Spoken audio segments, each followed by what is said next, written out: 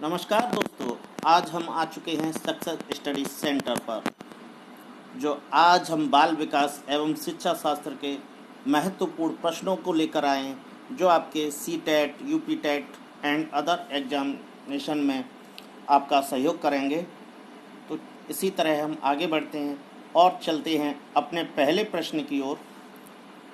शिक्षा का सबसे बड़ा उद्देश्य है ए सम्मान पाना, बी ज्ञान अर्जन, सी धन कमाना, डी बेहतर जीवन। बी ज्ञान अर्जन करना। जो शिक्षा का हमारा निम्न में से जो उद्देश्य है वह ज्ञान अर्जित करना। जितना हम ज्ञान अर्जित करेंगे उतना हम हर चीज़ में आगे बढ़ते जाएंगे। नेक्स्ट 2, बालक उस शिक्षक को सर्वाधिक पसंद करते हैं। ए सुंदर हो, बी समय से आता हो, सी चॉकलेट देता हो, डी समस्या सुनता हो। तो बच्चे हमेशा उस शिक्षक को सर्वाधिक पसंद करते हैं जो उनके साथ उनके मन की बातों को जानता हो, उन्हें अपने हार्ट टू आइज कनेक्ट करके रखता हो, यानी उनके जो प्रॉब्लम्स हैं उन्हें सॉल्व करता हो। तो डी ऑप्शन हमारा सही है, समस्याएं सुनता हो। थर्ड, कौन सी बालकों को प्रेरित करने वाली विधि है? ए दंड, बी प्रशंसा, सी अधिक अंक देना, डी उपरोक्त सभी।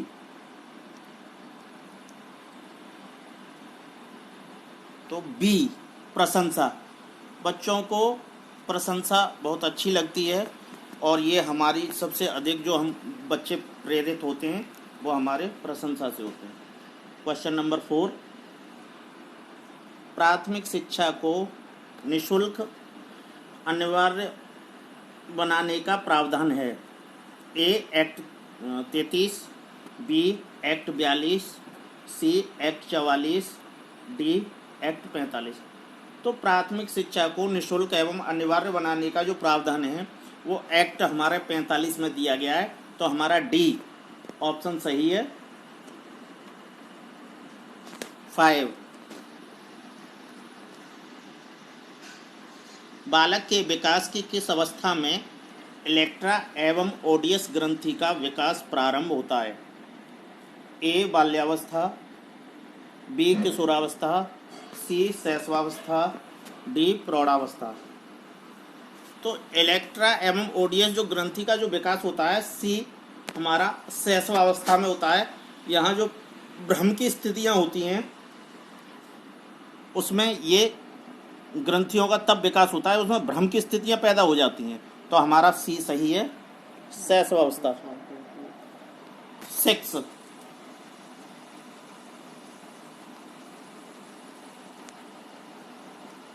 बुद्धि लब्धि ज्ञात करने का सूत्र है, यानी जो IQ हम टेस्ट करते हैं। ए बुद्धि लब्धि इज इक्वल टू वास्तविक आयु बट्टा शैक्षिक आयु मल्टीप्लाई 100। बी बुद्धि लब्धि इज इक्वल टू वास्तविक आयु अपॉन मानसिक आयु इंटू 100। सी बुद्धि लब्धि इज इक्वल टू मानसिक आयु अपॉन शैक्षिक आयु इंटू 100। डी बुद्धि लब्धि इक्वल टू मानसिक आयु अपॉन वास्तविक आयु इंटू 100। तो इसमें हमारा डी सही है, बुद्धि लब्धि इज इक्वल टू मानसिक आयु अपॉन वास्तविक आयु इंटू 100। तो हमारा इसमें ये सूत्र है जिनसे हम किसी बच्चे की जो बुद्धि परीक्षण है और IQ जिसे बोलते हैं हम, वो ज्ञात करते हैं। क्वेश्चन नंबर 7, लिखने की योग्यता में समस्या होना किसका उदाहरण है?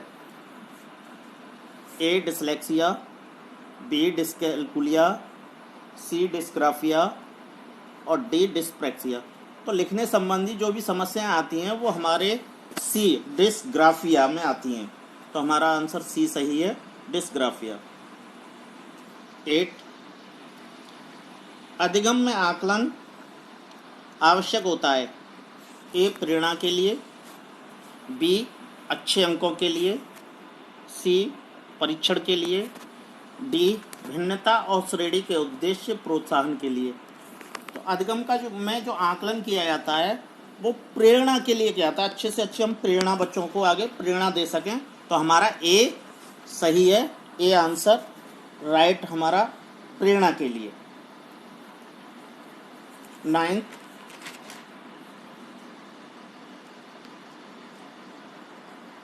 एक अध्यापिका अपनी प्राथमिक कक्षा में प्रभावी अधिगम को बढ़ा सकती है। ए अपने छात्रों को प्रतियोगिता का प्रोत्साहन देकर, बी ड्रिल एवं अभ्यास द्वारा, सी विषय को विद्यार्थियों के जीवन के साथ जोड़कर, डी अधिगम में छोटी छोटी उपलब्धियों के लिए पुरस्कार देकर। तो हमारा इसमें सी सही है, विषय को विद्यार्थियों के जीवन के साथ जोड़कर। यानी किसी भी टॉपिक पर हम जब एजुकेशन शिक्षा दी जाती है तो उस विषय के साथ उसको जोड़ दिया जाए तो अच्छी तरह से समझ में आता है। तो हमारा यहाँ सी आंसर सही है। तो दोस्तों इसी तरह हम आगे बढ़ते जाएंगे और एक से एक बढ़िया वीडियो लेकर आते रहेंगे। तो हमारे चैनल को लाइक, शेयर एंड सब्सक्राइब करते रहिए। क्वेश्चन नंबर 10, निम्न में से के अतिरिक्त सभी के कारण अधिगम अक्षमता उत्पन्न हो सकती है? ए मंदबुद्धिता, बी शिक्षक के शिक्षण शैली, सी जन्म से पहले मां का मदिरा सेवन, डी जन्म के उपरांत दिमागी बुखार। तो बी हमारा यहाँ बी सही है, शिक्षक की शिक्षण शैली। तो शिक्षक की शिक्षण शैली के अतिरिक्त सभी यहाँ अक्षम उत्पन्न हो सकती हैं। क्वेश्चन 11, के अतिरिक्त निम्न समस्या समाधान की प्रक्रिया के चरण हैं? ए संभावित युक्तियों को खोजना, बी समस्या की पहचान, सी परिणाम की आशा करना, डी समस्या को छोटे छोटे हिस्सों में बांटना। तो कभी भी हम समस्या का समाधान करते हैं तो पहले ये होता है कि उस समस्या को छोटे छोटे टुकड़ों में बांट लेना, हिस्सों में बांट लेना। तो डी हमारा आंसर सही है, समस्या को छोटे छोटे हिस्सों में बांट लेना। तो उस आसानी से हम सॉल्व कर सकते हैं किसी भी प्रॉब्लम को टुकड़ों में डिवाइड करके। नेक्स्ट 12, संज्ञानात्मक विकास का अर्थ है?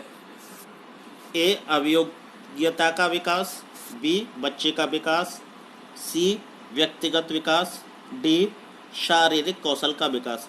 तो संज्ञानात्मक विकास का अर्थ है अभियोग्यता का विकास। ए ऑप्शन हमारा सही है। 13, का संबंध है? ए वृद्धि, बी विकास, सी रुचि, डी रचनात्मकता।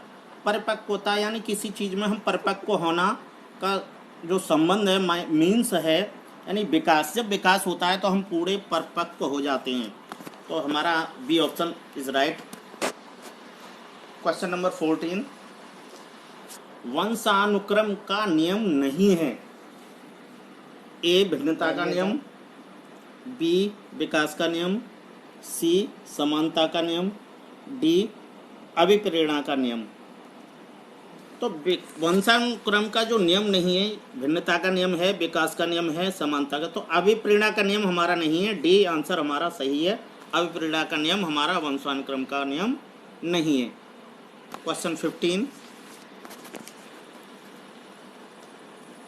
यदि आपको कोई बुरी आदत है और छात्र इसका अनुसरण न करें, एक अध्यापक के तौर पर आप क्या करेंगे? ए अपनी आदत को बनाए रखेंगे, बी इस आदत को छोड़ देंगे, सी उसका प्रयोग बालकों के समक्ष नहीं करेंगे, डी 1 वर्ष बाद छोड़ देंगे। सी हमारा ऑप्शन सही है, उसका प्रयोग हम बालकों के समक्ष नहीं करेंगे। हमारी कैसी भी कोई अगर अध्यापक की कोई बुरी आदत है, अगर उसको बच्चों के समक्ष वो करता है तो उसका बुरा प्रभाव बच्चों पर पड़ता है, तो हम बालकों के समक्ष इस तरह का नहीं करेंगे। तो सी हमारा सही है। क्वेश्चन नंबर 16, नर्सरी के बच्चे के लिए सबसे उपयुक्त है? ए विद्यालय, बी आवासीय विद्यालय, सी मित्र, डी परिवार। नर्सरी के जो बच्चे होते हैं वो छोटे छोटे कम उम्र के होते हैं, 4, 5, 6 साल, ये हमारा नर्सरी का एक एज ग्रुप है। तो इसमें हमारा जो सबसे अच्छा जो रिलेशन जो माता पिता परिवार के साथ जुड़ता है, तो हमारा डी ऑप्शन सही है, डी परिवार। परिवार के साथ सबसे अच्छे उपयुक्त है। 17, एक बालक किस कक्षा में सबसे अच्छा सीखता है? ए कोई निश्चित पाठ्यक्रम न हो, बी परीक्षा का कोई डर न हो, सी अध्यापक दंड न देते हों, डी हर बच्चे को सीखने का अवसर मिलता हो। तो हमारा यहाँ डी सही है, हर बच्चे को सीखने का अवसर मिलता हो, उस कक्षा में बच्चा सबसे अच्छा सीखता है, क्योंकि वहाँ हर बच्चे की जो कोई भी प्रॉब्लम क्रिएट होती है उसका सॉल्यूशन मिलता है। तो हमारा डी सही है। 18, उपलब्धि अभिप्रेरणा है? असफलता से बचने की प्रवृत्ति, बी चुनौतीपूर्ण कार्य करने में डटे रहने की प्रवृत्ति, सी जल्दबाजी से कार्य करने की प्रवृत्ति, डी सफलता और असफलता स्वीकारने की प्रवृत्ति। तो बी चुनौतीपूर्ण कार्य करने में डटे रहने की प्रवृत्ति, यही एक अभिप्रेरणा है जो उपलब्धि हासिल कराती है। बी हमारा सही है, चुनौतीपूर्ण कार्य करने में डटे रहने की प्रवृत्ति, यानी कैसी भी कोई चुनौतीपूर्ण हमारे सामने कैसी भी प्रॉब्लम्स आती हैं और हम उनका सामना डटकर करते हैं, तो बी हमारा सही है। 19, एक अच्छे शिक्षक को शिक्षण विधियों का ज्ञान आवश्यक है, क्योंकि इससे शिक्षक अप्रेरित होता है, बी इससे शिक्षक अधिक प्रभावशाली हो जाता है, सी शिक्षण सरल हो जाता है, डी शिक्षण कार्य जल्दी हो जाता है,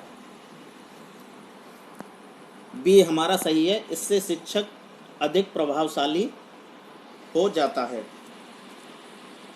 क्वेश्चन 20, RTE 2009 एक अध्यापक के निम्नलिखित दायित्व हैं, यानी RTE राइट टू एजुकेशन जो शिक्षा का अधिकार अधिनियम 2009 है, उसमें एक अध्यापक को निम्नलिखित दायित्व दिए गए हैं। उनमें कौन कौन से हैं? ए विद्यालय में समय से उपस्थित होना, बी सप्ताह में 45 घंटे कार्य, सी पाठ्यक्रम पूरा करना होगा, डी उपरोक्त सही। तो यहाँ ए बी सी तीनों दायित्व हैं RTE जो शिक्षा का अधिकार अधिनियम 2009 है, तो हमारा डी ऑप्शन सही है, उपरोक्त सभी हैं। ये तीनों दायित्व हमें निभाने पड़ेंगे अगर एक अध्यापक को। तो दोस्तों इसी के साथ आपने हमारी वीडियो देखी और काफ़ी अच्छा लगा, और आगे इस वीडियो को देखते रहिए। अगर आपको ये वीडियो अच्छी लगी हो तो सब्सक्राइब, शेयर और लाइक कीजिएगा। धन्यवाद।